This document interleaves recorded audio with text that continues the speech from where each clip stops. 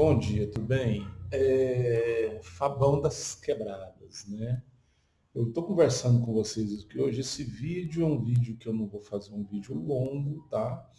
Um vídeo curto, mas é para conversar com os meus alunos do primeiro ano ali do Zuca, agora deste ano, tá? Segunda-feira vocês têm uma prova, né, de redação minha, produção de texto, tá? Tipo narrativo, e eu vou só relembrar algumas coisas aqui para ficar mais fresquinho na tua memória, tá? Fica ligado aí no que eu vou te falar agora, tá? É, Lembrando que são questões básicas para você construir um texto narrativo.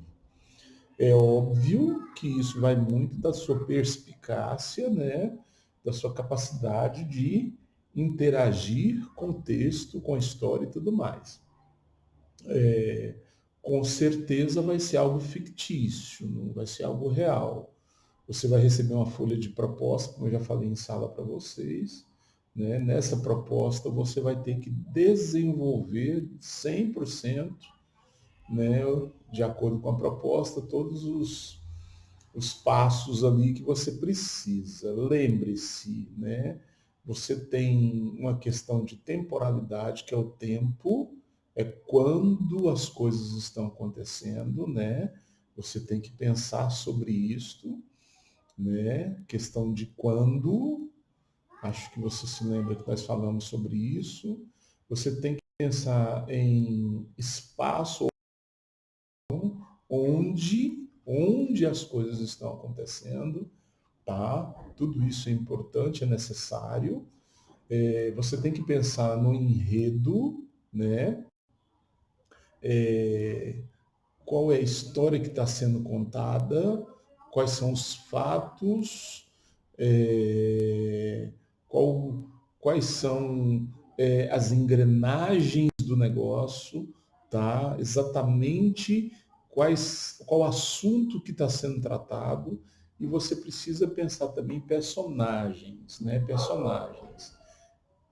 Quais as pessoas ou animais estão participando, né, dessa história, tá? Você tem que tomar cuidado com a seguinte questão também. A narração é em primeira pessoa, a narração é em segunda pessoa, é em terceira pessoa, isso tudo vai estar lá na sua proposta, tá? Para que você, como narrador, consiga desenvolver plenamente o seu texto. Qual o meu objetivo nisso? É melhorar, né, a sua escrita narrativa, tá? Eu fiz um esqueminha aqui no caderno para te dar umas ajudas, mostrar para você coisas básicas. Primeiro, gente, depois eu vou mostrar aqui no caderno, mas eu vou falar aqui com você primeiro. Você precisa trabalhar com a sua melhor letra. Antes de trabalhar com a sua melhor letra, você tem que ir para o rascunho. A folha definitiva de redação, lá no colégio, lá no Zuca, que você sabe muito bem, aquela lá é só para você colocar realmente o seu texto final para mandar para correção. Agora, ali no rascunho, onde você vai debruçar, tá? Onde você vai se debruçar 100%, tá? Para construir o seu texto. Ali no rascunho é o local, é o lugar onde você deve errar, tá? Você deve no rascunho. Quando você for para a folha definitiva, não cabe erros. Não cabem erros. Você tem que tomar cuidado, tá? O que eu sugiro para você? É, Você terá duas aulas, né? Primeiro horário e segundo horário de segunda-feira para fazer essa prova. Eu já sugeri isso em sala, vou repetir. É, Use a maior parte do seu tempo, 80% do seu tempo, ou 70%, né? Se você é uma pessoa que escreve lentamente, tá? Mas para ter um pouco de cuidado, eu acho que pode ser essa proporção, de 70-30. 70% do seu tempo, use no rascunho. Desenvolver a ideia, tá? Contar a história, fazer sua introdução, fazer os desenvolvimentos, né, textuais, 1, 2, 3, dependendo da quantidade de linhas, tá? Você tem que ter cuidado com essa questão de parágrafos, eu vou explicar agora mesmo isso, tá? Chegar num clímax, que é o momento principal da história, onde as coisas realmente vão acontecer, positivo ou negativamente, morte, vida, sol, calor, lua, chuva, não sei, é quando realmente as coisas vão chegar, né, onde vai ter a solução, né, onde as soluções serão colocadas, e depois você vai concluir esse raciocínio no último parágrafo, que seria a sua conclusão. Tá? Eu vou falar um pouco sobre isso, tá? Cada um desses pontos, mas eu quero firmar primeiro no seguinte, no seu rascunho, tá? Eu quero bater bastante nessa questão do rascunho. Rascunhe, risque, leia o texto várias vezes, cuidado, as colocações verbais, né, com as concordâncias verbais, nominais, tá? Olha direitinho, antes do verbo, depois do verbo, tá? Cuidado com as questões pronominais, tá? Tem muitos advérbios que ajudam você a começar textos, por exemplo, tá? Advérbios de lugar, de tempo, isso na narração são muito importantes e eles te ajudam bastante, né? Por exemplo, se você estiver fazendo um texto em primeira pessoa, quando estava andando em determinado lugar, tal, quando, né? Quando é advérbio de tempo, né? Advérbio de tempo. Ali, local, entendeu? Essas coisas. Isso é bom para você começar textos, mas não significa que seja obrigatório. Você tem vários advérbios, várias formas de começar o seu texto, tá? Eu sugiro que você comece o seu texto realmente se preocupando em montar, né, em montar essa história primeiro na sua cabeça. Você tem que montar toda uma questão de intenção na sua cabeça. O que você quer contar? De acordo com a proposta, na verdade, o que você vai se basear? Porque na proposta ela vai te direcionar, né, para um fim. Mas esse fim não significa que ele seja absoluto. Você pode, dentro da sua capacidade criativa, melhorar e trabalhar esse fim. Tá? Na verdade, é isso que eu quero ver de você. Tá? Eu quero criatividade e sem ficar jogando conversa fora. Tá? Você tem que tomar o seguinte cuidado, que a gente já viu isso em sala. Texto narrativo é um texto que ele te leva cada vez mais, quando você vai desenvolvendo, a escrever muito. A escrever muito. Só que você tem limite de linhas. Tá? Você tem limite de linhas. E dentro daquela folha aquela folha definitiva de redação, você tem 30 linhas lá dentro. Agora, você não sabe o que a proposta está te pedindo. A proposta pode estar te pedindo 20 linhas. E aí?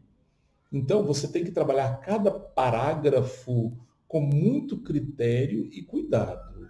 E isso você vai fazer no rascunho, tá? No rascunho, tá? Primeiro parágrafo, eu vou mostrar aqui para vocês, tá? Eu fiz aqui no caderno, eu não estou ainda sabendo dividir tela aqui nesse computador, nesse programa, velho, é complicado. Né? Eu vou até levar esse negócio aqui lá para a escola na segunda-feira, ou terça, não sei, ver se alguém que entenda me ajude a dividir tela aqui, porque eu estou boiando. Boiando. Mas vamos lá. Aqui, ó. Acho que está dando para você ver aí, tá vendo? O que eu fiz aqui? Opa, de cá. O que eu fiz aqui? Eu fiz aqui esse risco para mostrar para você início de parágrafo. Olha aqui, ó. Introdução. Primeiro parágrafo, né? Introdução. O que você vai fazer na introdução? Você vai situar o seu leitor. Outra coisa, não esqueça, você está escrevendo para o leitor e esse leitor, nesse exato momento, sou Joe. Joe, como diz o Ari. Oi, Joe. Joe. Então, Joe aqui que vai corrigir seu negócio. Você está escrevendo para mim. Você me conhece, não muito, mas conhece. Você sabe como você tem que conquistar, me conquistar para nota. Gente, vamos ser sinceros, você precisa tirar nota. E eu já falei isso em sala. Eu vou corrigir o seu texto de acordo com como ele tem que ser corrigido. Não vou passar a mãozinha na sua cabeça. Claro, Nós estamos aprendendo, é o primeiro texto narrativo que você está fazendo para mim oficialmente, né? Muito provavelmente não vai ficar uma maravilha, né? Mas eu vou corrigi-lo correto, exatamente porque senão você não aprende, tá? Então fica ligado aí. Então aqui você tem o início de parágrafo, tá? Comece o seu parágrafo, olha o espaço, tá vendo? Cuidado com esse espaço aqui. Lembra que eu falei para você colocar um dedão lá, né? Para você começar? Preocupe-se com isso. Vá desenvolvendo, tá? Vai desenvolvendo, chegou no ponto, letra maiúscula, tá? Eu coloquei isso aqui como exemplo, tá, gente? Não quer dizer que você tem que fazer exatamente desse tamanho que eu estou colocando, claro, né? Você vai desenvolvendo o texto, vai desenvolvendo letras maiúsculas, tal. Eu não coloquei o restante das pontuações porque eu não sei o que você vai escrever, como você vai escrever, tá? Eu coloquei um exemplo aqui de divisão silábica, divisão de palavras, né? Casado, aqui embaixo, tá? O traço, né, o hífen na frente, tá? Casa, usa toda a margem, tá? Usa toda a margem para você concluir o seu texto. Terminou, ponto final de parágrafo, iniciar outro parágrafo no mesmo alinhamento, no mesmo alinhamento. Letra maiúscula, começa outro parágrafo. Ah, professor, mas nesse segundo parágrafo eu já vou começar a desenvolver um diálogo, né? Se lá pedir ou se tiver possibilidade de diálogo, eu vou começar a desenvolver um diálogo. Então, é desse jeito aqui, ó. Vou te mostrar aqui.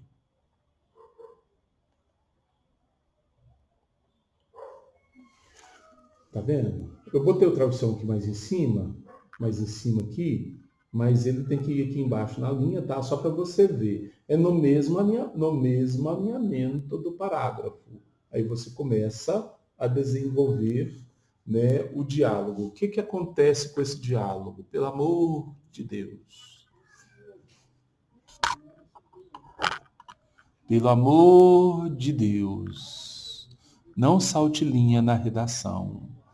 Por favor, faz esse favor para mim. Salta a linha não, tá? Salta a linha não. Só escreve um abaixo do outro, tá? Bem baixinho, bonitinho, tá?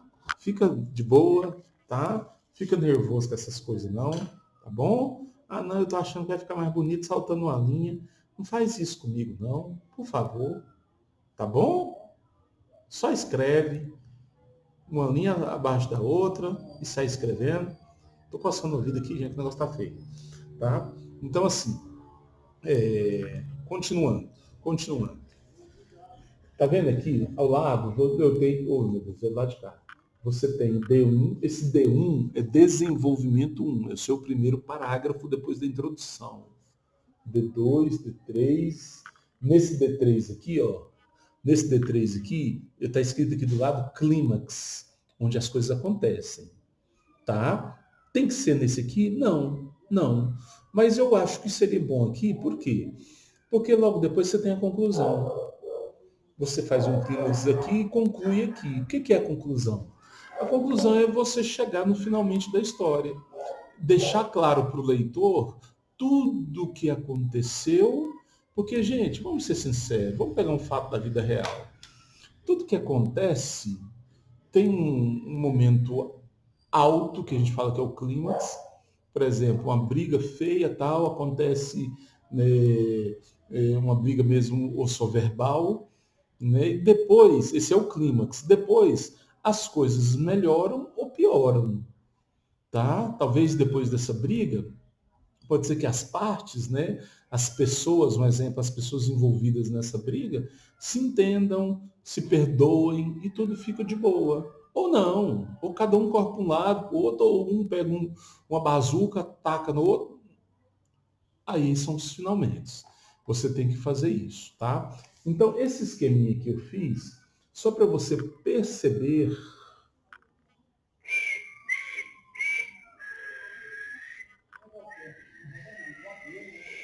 tá? Perceber como você tem que agir, tá? Como você tem que agir. Agora, outra coisa importante. Outra coisa importante. Eu já falei isso repetindo. A sua letra tem que ser maravilhosa. Chega pertinho aqui de mim. chega pertinho aqui de mim. A sua letra tem que ser maravilhosa. Ah, professor, minha letra é feia. Não, se vira, meu filho. Se organiza, desenha.